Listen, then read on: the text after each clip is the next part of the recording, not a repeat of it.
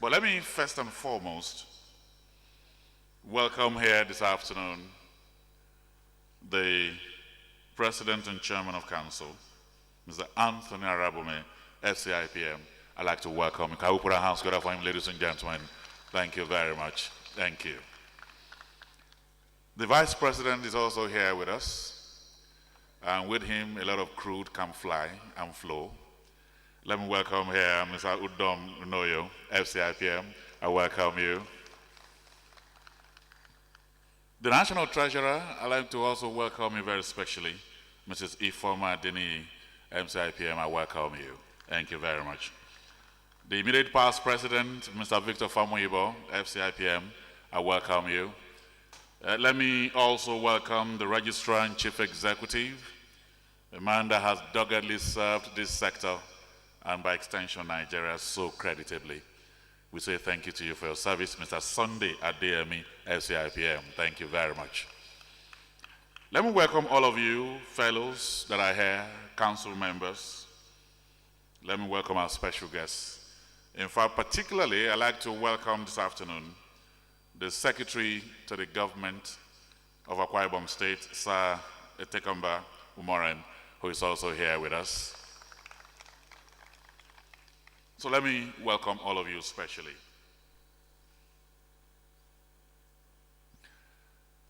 In the immediate past, government transformation was a mantra.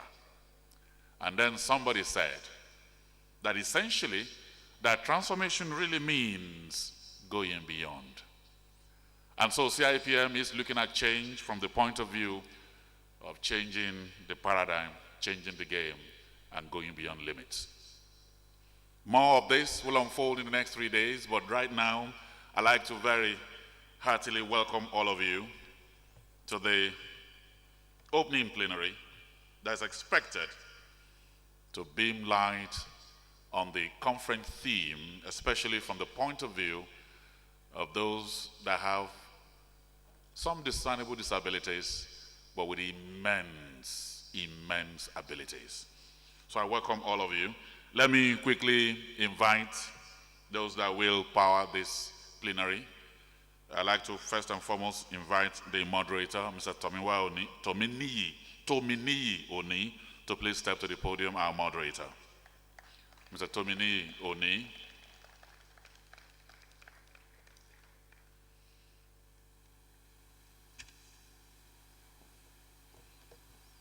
Two of our participants are here.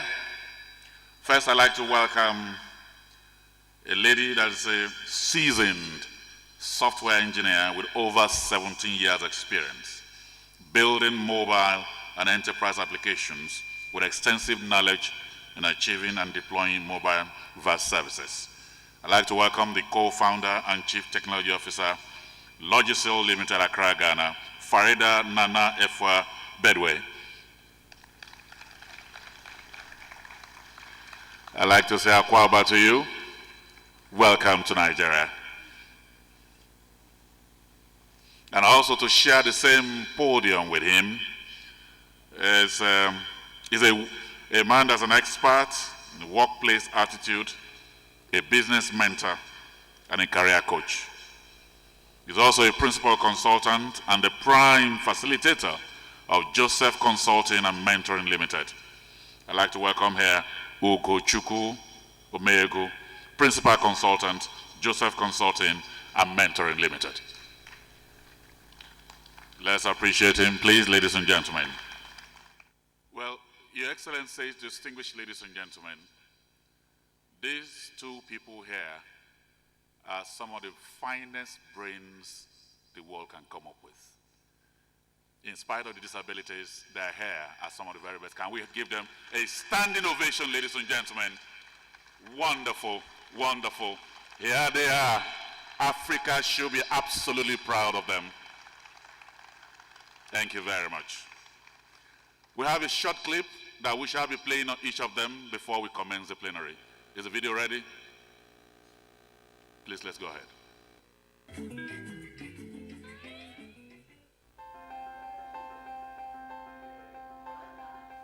She's an innovator in computer science. I have to prove to the world and prove to myself that Despite my challenges, I can still be successful. I started using the typewriter to type letters. Then I gradually graduated onto the computer, and that is how my whole career started. And she has a passion for helping people. Somebody who loves technology and using technology to change lives. This week on African Voices, meet Farida Bedwi. She's transforming people's lives through software engineering.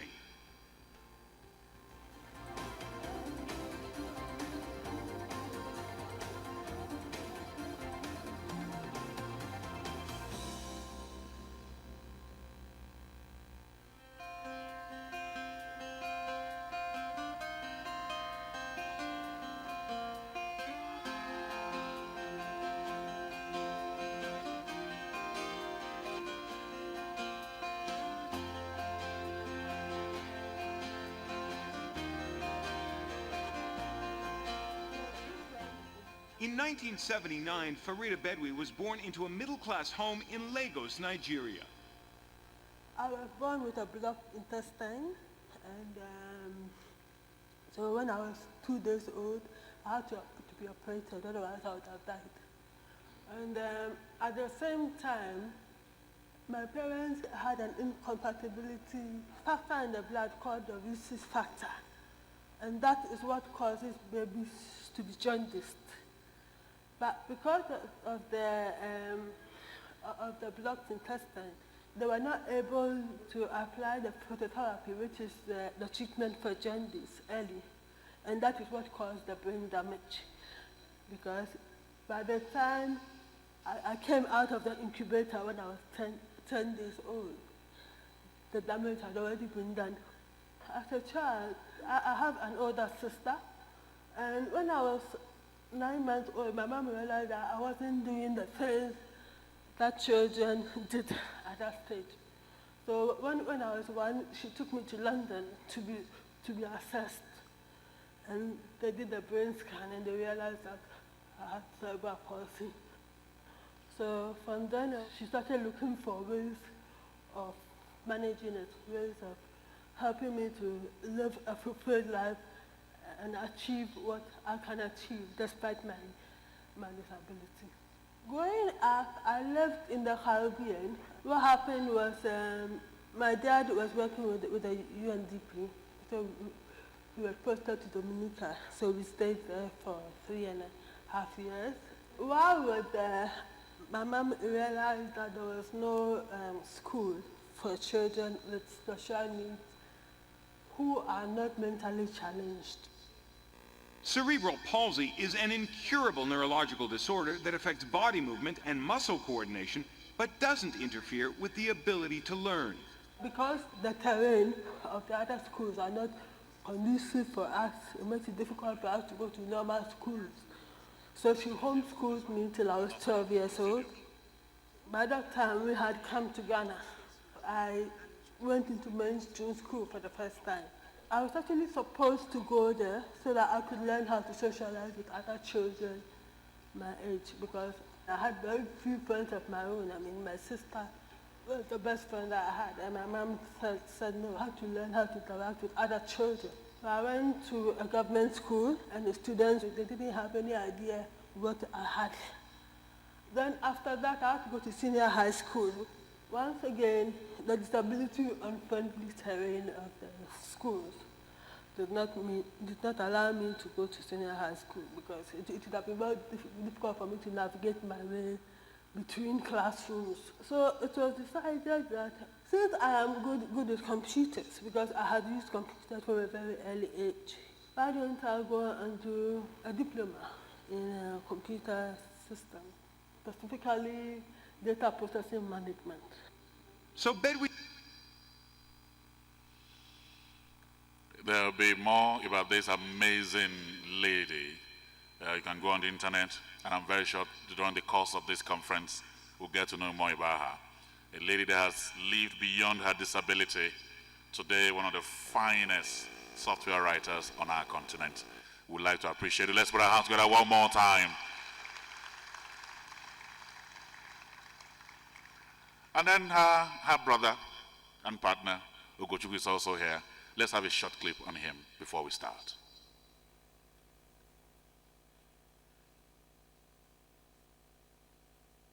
Through Africa's largest economy and blazing the trail of wealth education, challenging the status quo. Whatever led to your truth, if the processes and the precepts that led to your conclusion is wrong, your conclusion is wrong. Weaponizing individuals, business and political leaders and organizations. Unleashing multifaceted virtues through world-class mentorship sessions and enchanting the hearts of many towards profound change and improvement. From humble beginnings, gentle as a dove, but driven by the grit of a lion. He is an investment banker trained with JP Morgan Chase, America's largest bank. He's raised over £1 billion working with one of Nigeria's foremost banks. A master of wealth creation processes, a business mentor, life coach, workplace attitude expert, but most importantly, a creator. He is the managing director and CEO of Joseph Consulting and Mentoring Limited, a career and management consulting firm.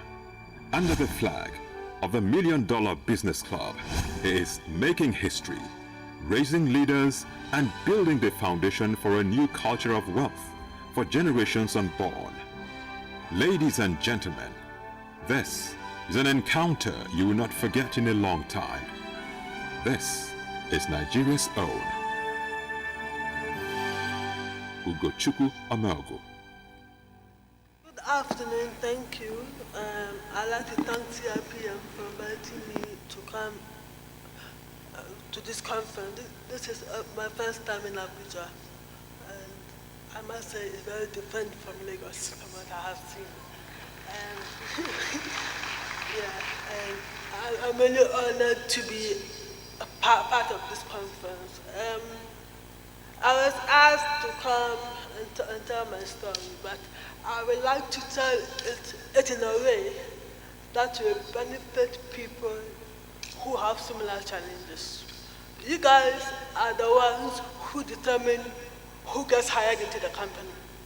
So I would like it to be that the next time I come here, if I am ever invited to another conference, all of you have at least 5% of your staff being people with disabilities. So I will start by giving a brief background of my career. As you saw in the clip, I was born in Lagos, but then when I was 1, we left here and we went to the Caribbean. And the Caribbean islands are developing countries as well, so they did not have the facilities for people with disabilities. So I was homeschooled by my mother until I was 12 years old when I entered mainstream school for the first time. I went straight into JSS1, and I wrote the BCAE at the age of 15. Then after that, I got very good grades, but I could not go to secondary school because of the disability unfriendly terrain of the schools. So it was decided that I will go and do a diploma in the management of information systems. I was 15 years old at the time, the youngest in the class, because most of the people who were doing the diploma had finished secondary school, and some of them had even finished university. I knew, people often ask me how I managed, and I'm like, I knew what I wanted, so I was willing to do what it took to achieve my aim. And so after my diploma, I started working. My first job was actually as an administrative assistant in a computer training school.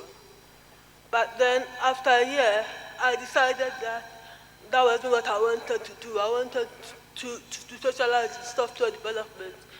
And in that field, the best way to learn is on the job. So I started around for a software company. When they asked for a job, I got a job. I met the owner of the company. Now, so I got a job. I started working. I worked there for 3 years. By the time I was leaving, I had developed a payroll software that was being used by 40% of the companies in the Ghana Club 100. So I left there because at that point in time I decided that for where I wanted my career to go, that company wasn't the company for me anymore. So after that, I joined a startup company called Rankard. I stayed there for 9 years, and they were more into different technology. They were more into looking into the mobile space at the time, and it was exciting for me. So I said, why not? I joined them, but I was still going to school at the same time. So I combined school and work for 2 years. It wasn't easy, but once again I knew what I wanted. So that's the bottom line. I mean, it's necessary for you to make the necessary sacrifices if you want your career to go somewhere. And for me, I had a clear-cut goal at a very young age as to what I wanted to do with my life and how I wanted my career to progress. So after 2 years at Rankard, I applied to the University of Hertfordshire because by then I had 2 diplomas in IT, but no degree. And we all know that in this part of the world, it's the paper that counts. I mean, you guys will probably not recruit anybody without a first degree. So, I mean, that was yeah. So I applied to the University of Hertfordshire and in the UK, and I was omitted from the first 2 years. So I went directly into final year, finished my degree in 1 year, and came back with a PhD in computer science after 1 year. So I came back and I started, and when I came back, they wanted me back at my former company, Rankard. So I worked with them for another 5 years. Then I left and started working with a microfinance company because once again, I was tired of being in that industry. I felt it was time to move on. So a friend of mine was starting up a microfinance company, and he decided to recruit me to be the IT manager there. It was a totally different experience. I mean, moving from the area of IT services to financial services, it's like a whole different ballgame. But then I went there and I was able to transform the company using technology. But then when I got there, they only had 3 branches, and by the time I left, they had over 24 branches all over the country. And that was made possible because of the technology that I deployed. Because then it was easy for them to monitor their paid agents and see what each branch was doing. So the management team had oversight over the whole company from where they were. They didn't have to go around the various branches and see what's happening. So that made it easy for them to expand fast and listen. So then after that, when I developed that technology, it gave the company a competitive edge that other microfinance companies didn't have. So then other microfinance companies started coming to the company to find out what technology were they using and all. So then we saw a business opportunity in that. So then the one who started the microfinance company and I decided to form Logicel so that we could deploy this technology to other microfinance companies. Now, so we started registering in 2013, and we currently have over 200 microfinance companies using our software, both in Ghana and this year we actually deployed 2 sites in Kaduna State in Nigeria. Yeah. So that is a brief history of my background. Now, with regards to, people often ask me what motivates me and how I got to where I am. Well, of course, I come from a very supportive home where I was encouraged to try whatever it was that I put my mind to, and I knew what I wanted. That is what I keep repeating, because once you know what you want and you know how you want your career to go, you do what needs to be done within legal means to get it that way, and that is the bottom line. Now, I would like to encourage you HR practitioners to try as much as possible to make your recruitment friendly to people with disabilities. I can list a whole lot of reasons why you should make that effort, but then let me just focus on 3 reasons. The first reason is you are fulfilling your diversity quota. That is very important. Thank you so much, Farida. Please, a round of applause for Farida.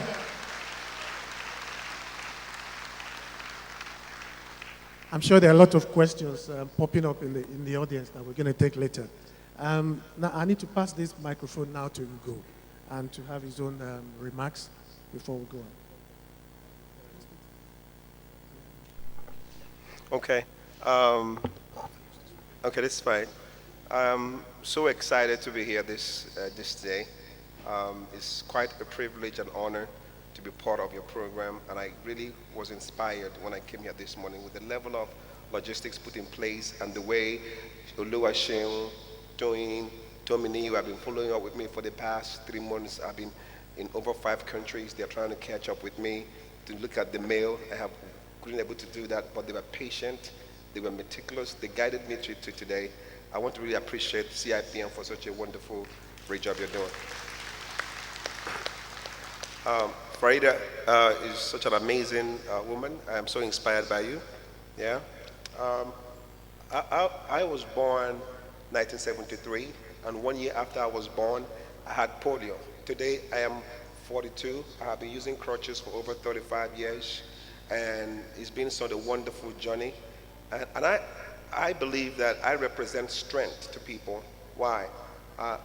Anytime you see me, it shows to you that even if crutches is added to your life, it's not enough reason for you not to be successful.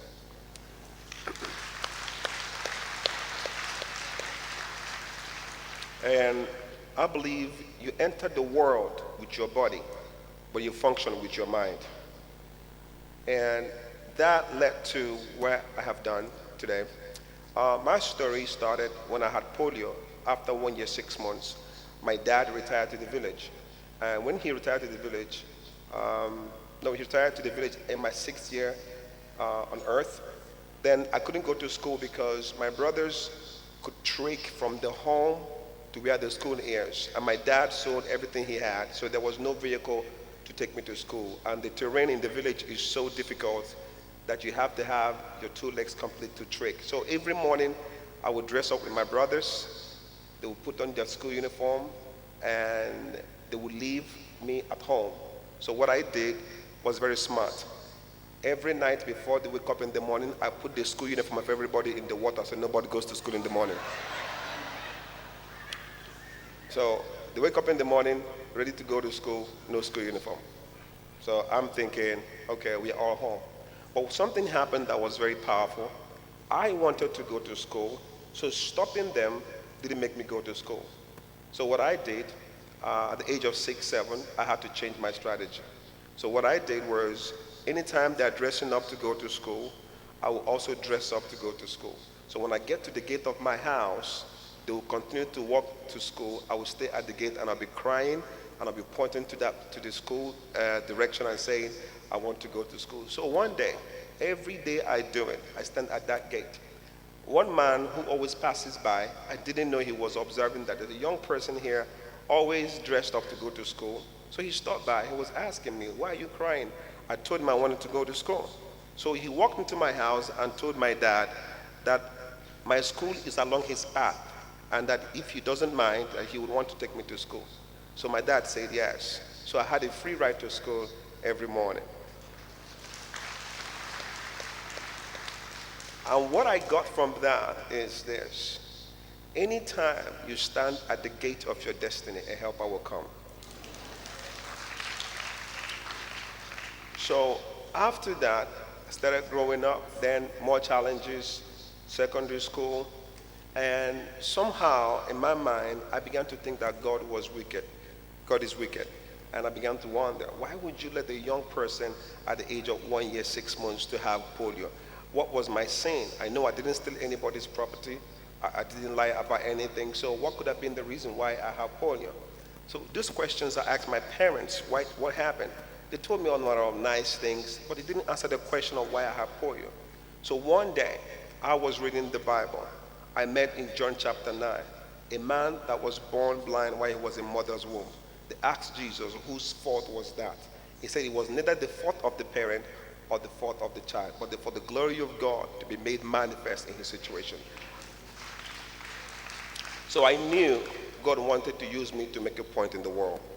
Now, from that day on, I knew there was a purpose to my life. I took my own destiny in my hand. I began to study.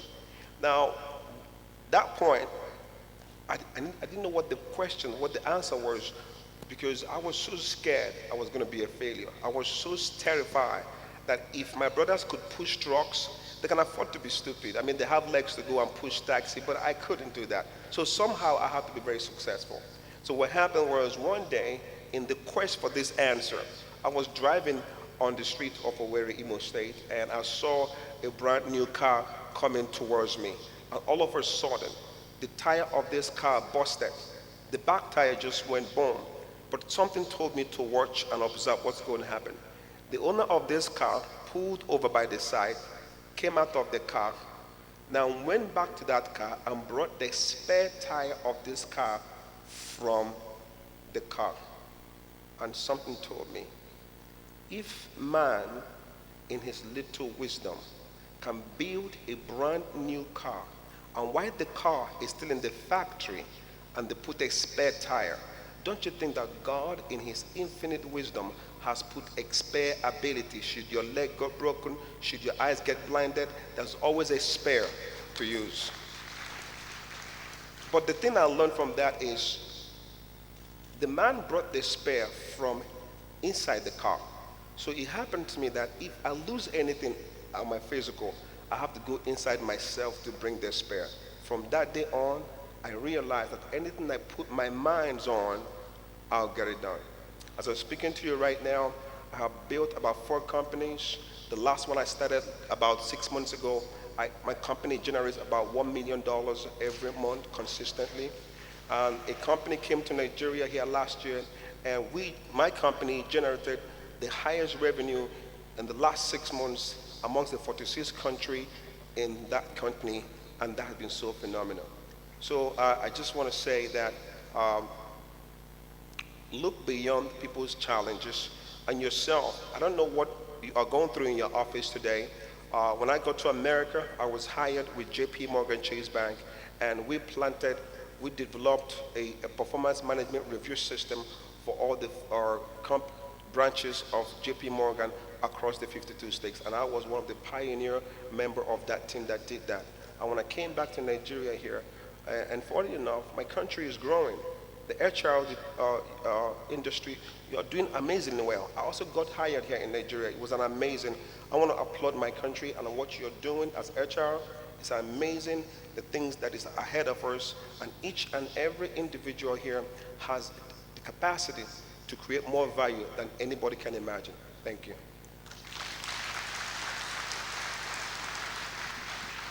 Another round of applause for Go. Thank you so much. I know he's very modest, but the company he alluded to in the last sentence is actually Organo Gold. And I was able to see a video yesterday where the founder of Organo Gold in the world, in America, actually was applauding Hugo, mentioned his name, mentioned him by name to say Nigeria. And he kept saying Nigeria, Nigeria, Nigeria is the fastest grossing unit of Organo Gold in the world. So it's a tremendous tribute to Hugo and his sense of creating wealth. And I think there's a lot of people already in Nigeria who have already benefited from his enterprise. When I was discussing with him yesterday, he said something about, yeah, people have knowledge, but a lot of people lack enterprise. We're going to go into that as we go into this session. Thank you. Thank you very much. Another round of applause for them, please.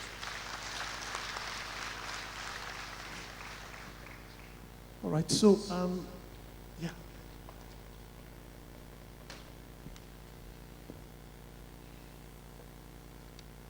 Amazing stories. It is at moments like this that you glorify God for the inner strength He's giving to people. And so let's put our hands together one more time.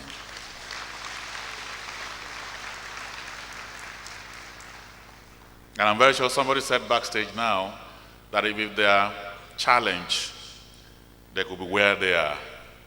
Those who don't have that kind of challenge should go beyond.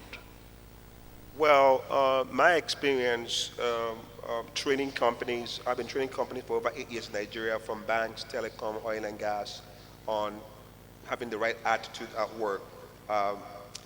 Most Nigerian employees come to work because they have need for money, not necessarily need to create value. And that's why the training has to come in to change that attitude. 90% of the time people come to my company to be employed. They come because they have a need for something, not necessarily because they come because they want to create, value. And it is tricky because I was showing someone yesterday that in terms of attitude, this right here is not money. This is not money. This is a shadow of money. Now, if you take this from me by force, you'll be a criminal. True or false? True or false? If I give it to you without you doing anything, you'll be a beggar. True or false? If you want more of this, create value. Cash is attracted by creating value. Now, the attitude that most people have, probably because of the economy is bad, there are barely any job out there, because of that need to want to make money, they bring that need for money to work instead of coming solely to create value, which in itself attracts the money. So the work attitude here, for those that are coming in from a school trying to go into the employment, is actually lopsided in terms of wanting to go make money. But I believe that needs to be corrected by training when new employees come into the company. Thank you very much, Ugo. So it's about creating value, That's not absolute. just looking for a job and not looking That's for right. money. Great. Farida, you are involved in mentoring little girls and girls from poor background, and you're trying to put them in the IT field, and you do a lot of other mentoring programs. What's been the impact in real life? Maybe you can give us some examples about what this program has done.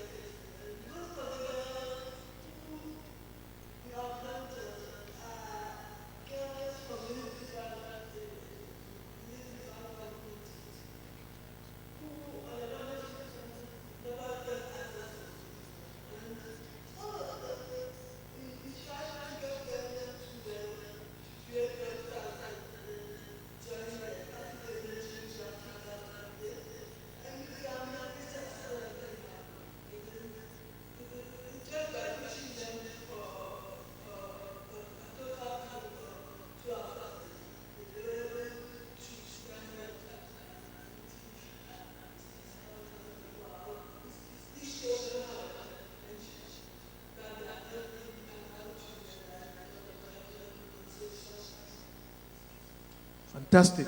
So through your work, you are helping Africa to release the potential of mostly poor girls from very poor background. Great. Still on the topic of mentoring, Ugo, you do a lot of mentoring. You've got a lot of people you've mentored. Can you share with us an example of maybe a couple of people that you've mentored? How, in what area, and what are they doing now? Okay.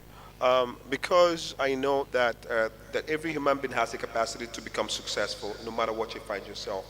My company, I voted some amount of money to mentor core members every quarter. So I take about 100 core members on scholarship and mentor them before they get into the job market. And also, I have some corporate executives, some bank EDs and MDs, oil companies that I my private mentorship. And mentorship is very powerful because if you want to change your attitude, you need to change the companies you keep. You need to change who talks to you. And I was speaking to one of the wife of half of the speaker. I went to her office for a mentoring session. So when I got there, I asked her a question and I said to her, "Do you want a consultant or do you want a mentor?" She was like, "What is the difference?" And I said to her, "A consultant will fix the problem and leave. If there's another problem, you have to call him again. A mentor will guide you to the discipline of getting that thing done by yourself. When he leaves, you can continue to have the solutions." So impact is done more in a relationship than it is done in a classroom. Thank you very much, Ugo. I understand if you have questions for either Farida or Ugo, that you can write them down and then pass them to the ushers. So they'll bring it up and then we can read it out. So please, you can write your questions and pass on to the ushers, please. Right, so Farida, I'll come back to you. And it's something around, there was a research in the US that showed that 1/4 of current employees will end up with one form of disability or the other before they finish their career. It was really, for me, it was awe-striking for me. I was like, what do you mean? So for you, we don't have the data for Africa, for example. And I recall that we talked about data and developing data. What do you think African governments should be doing in relation to preparing for all of these kind of things that could happen?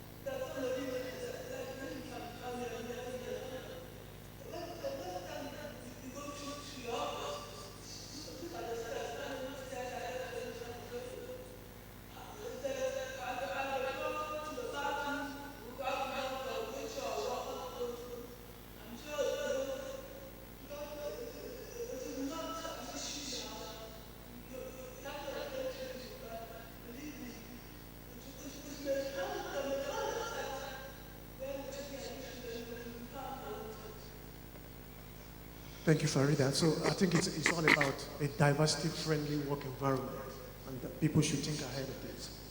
Okay, Ugo, just wrapping up before we take questions from the audience.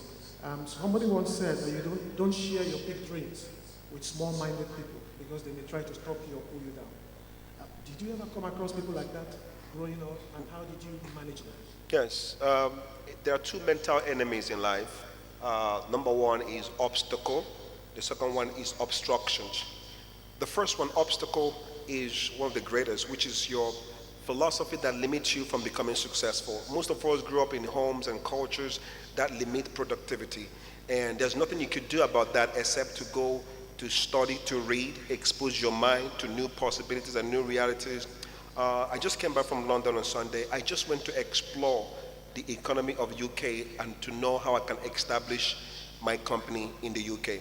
The first thing I did was to expose my mind to the kind of economy that the UK have and see how I can see a loophole and see how I can provide that value. But I needed to expose my mind.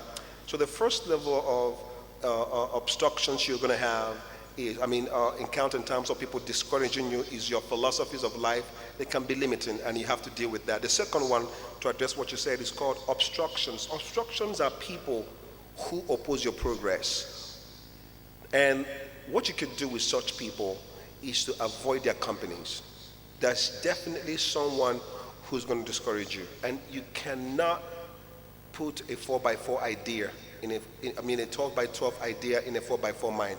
So the best you could do is to find a company of people who have the same philosophies and be around them. They're going to expand, inspire you continuously. Absolutely. Fantastic. Thank you, Go. So it's about the kind of people, the companies you keep, and beds of the same feathers flock together and all the rest, and to manage that. Thank you very much. Do we have questions from the audience now? By the way, the software that Farida developed for the microfinance sector in Ghana and now coming to Nigeria is called G-Kudi.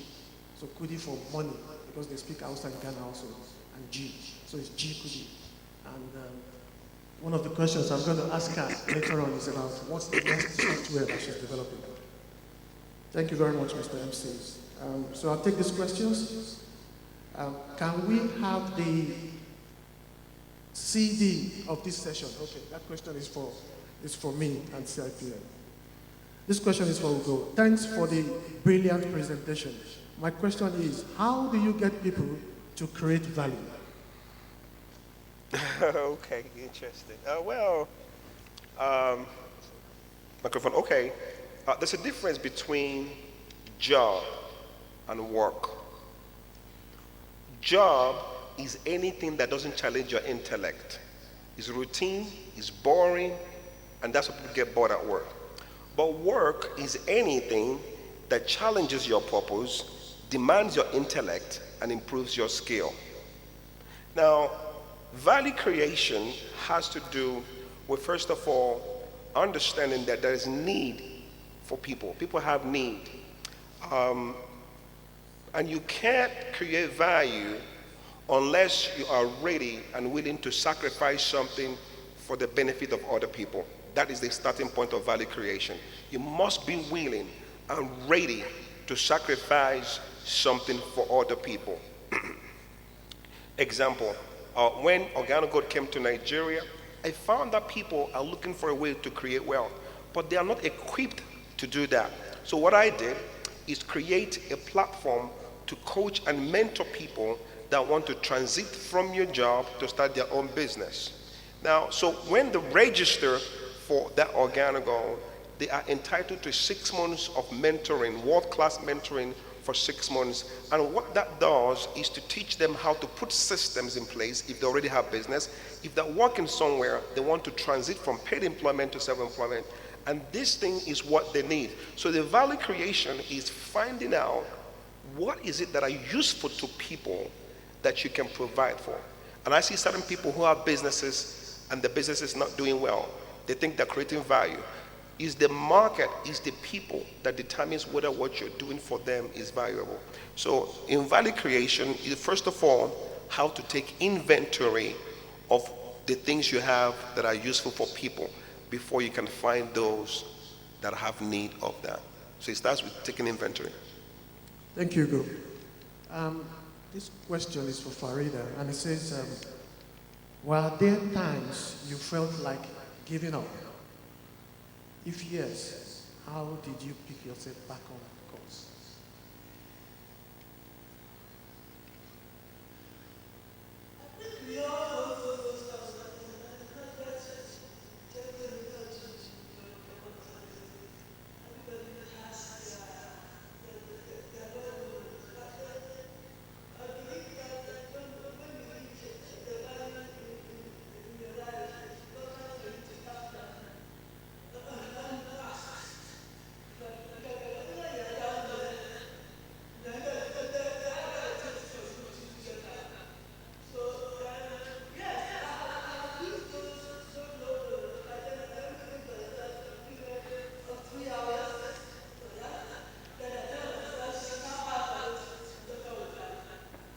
Fantastic. That's an awesome philosophy. And we got more questions coming. Farida, this one is interesting. I think we talked about it yesterday. So somebody says, Farida, you've been mentioning years that you work, 9 years, 8 years, 5 years, and a lot more. How old are you really are? So, but before Farida answers that, I just want one or two people to guess, because I guessed and I was wrong. Hugo guessed and he was wrong. So, anyone wants to guess? So, just pick up. Yeah, the lady to my right. 36. Any other person? Sorry? 40. 45. Farida, you want to answer the question? The first person got it right. She's 36. Okay? On obstructions, Hugo, how can one differentiate between genuine opposition and mere attempt to put someone down? Well, I don't concern myself with what doesn't improve me. You know, I'm not going to think about whether your criticism of me is genuine or not genuine.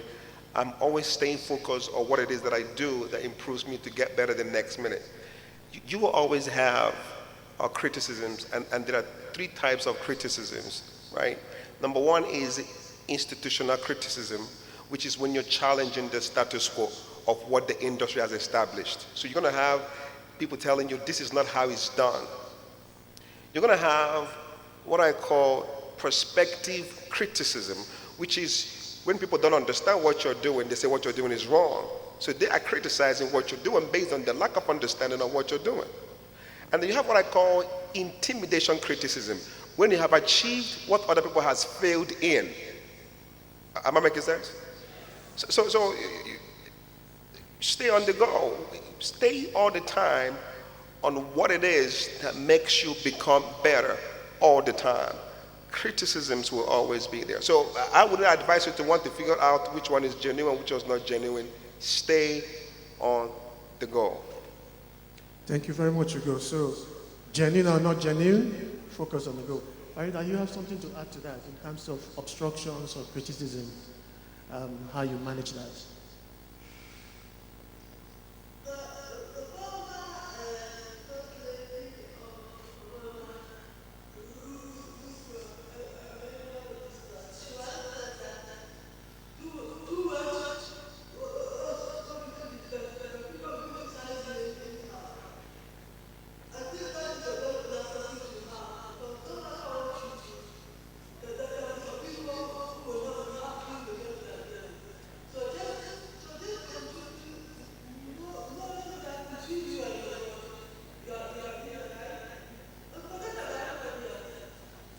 Thank you. So it's all about focus.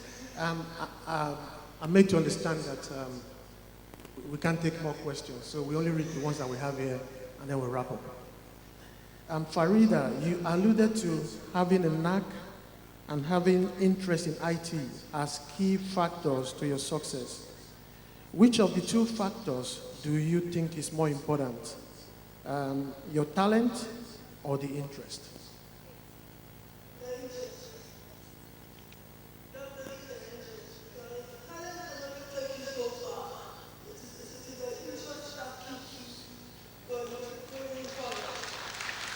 Fantastic. So your interest, your passion takes you further than your talent can take you.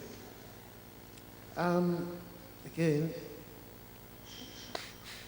I'm trying to make sure that I read questions to each of you so that I'm not skewed to one side.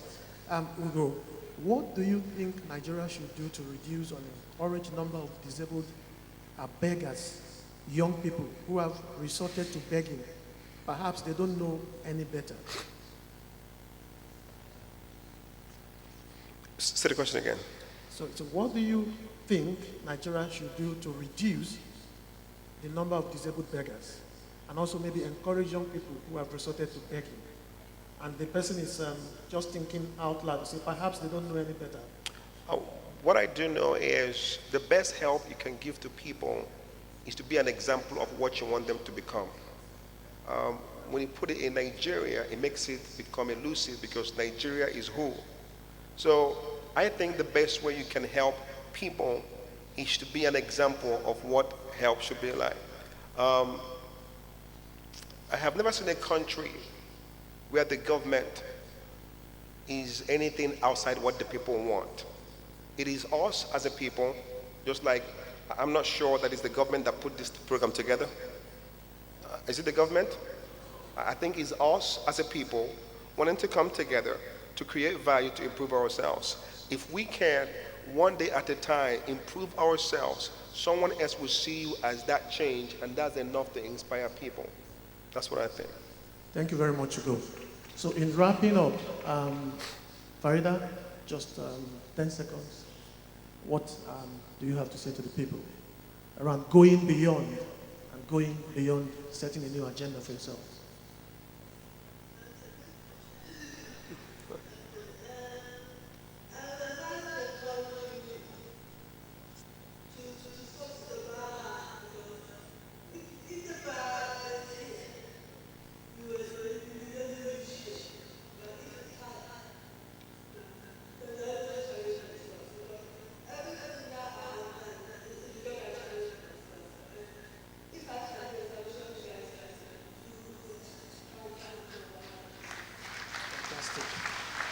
Well, thank you. Last word from you. Responsibility is fixing your own mess. Leadership is helping other people fix their mess. I think the first step to leadership is to evaluate yourself and set goals to compete about yourself. Never look at other people to compare to find out what you can do. There's so much in your mind that if you believe it and accept it as true, that you are wonderful, that you are great, that you deserve to be on earth, and that you are here temporarily, and what happens when you are gone is the things you do. You'll find that there's no limit to what you can do. And on the final note, I want to leave you with this, and I do it all the time. If you're here today and you came all the way from any part of the country and you are a head of a company or a HR, you can take my email. I will give your company a 1-hour session for free on how to increase and inspire your staff to be the best in the world. Fantastic. And on that note, I just want us to give a round of applause and a standing ovation to these two great Africans who are doing us very proud. Thank you very much. Thank you very much, Farida. That's the end of the session. Ladies and gentlemen, thank you very much. Thank you very much, Tomini. We appreciate you. And I think the two last words by Ugochukwu will drive me. Wonderful and great. That's how he described everybody who can achieve. Let's put our hands together one more time for these wonderful people. Tomini, you can lead your people down now. Thank you.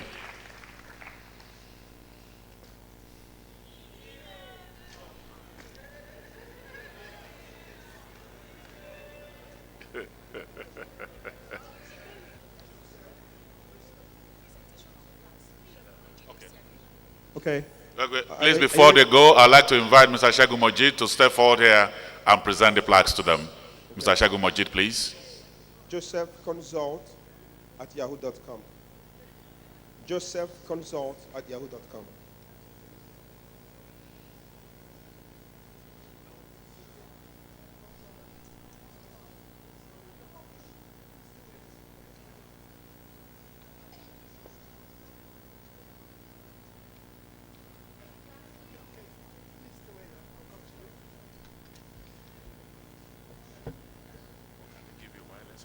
No, it's okay. It's okay. I'll do that. Ladies and gentlemen, it's my pleasure to present this on behalf of the Chartered Institute of Personnel Management of Nigeria to Farida Bedwe, co-founder, Chief Technology Officer, Logicel Limited, Accra, Ghana, as our guest speaker today at the 2015 Annual National Conference.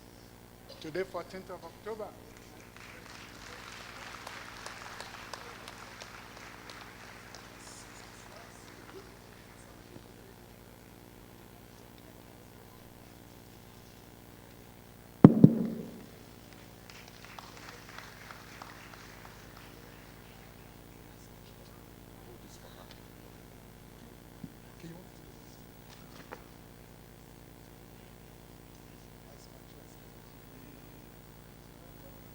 It's also my pleasure.